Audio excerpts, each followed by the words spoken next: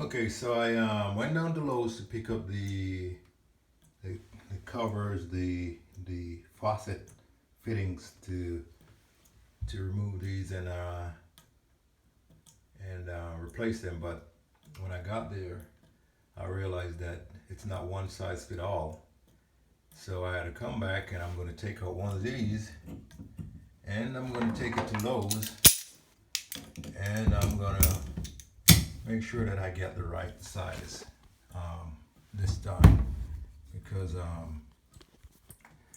one that I went down there, they had two different types and I noticed that the little back fitting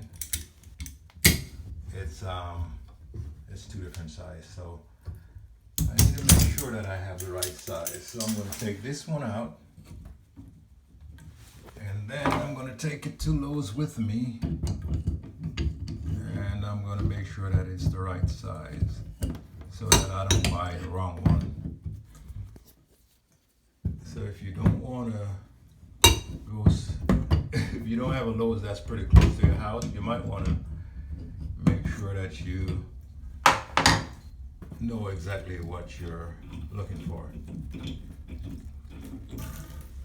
Because as you can see, the rubber on this part is totally gone. And it's the reason why my faucet is leaking from the hot water side. The cold water side is also leaking, but not as hard as the hot water side. So I'm just going to go ahead and take this with me so I know exactly what size I need to get. When I was taking all these off, I didn't realize, I didn't see anything to tell me what brand it was. So now I just have to take this one. It's so old. It's been in the house for a long time. So I'll take this with me to Lowe's so I can pick up the right part. And so off again to Lowe's I go.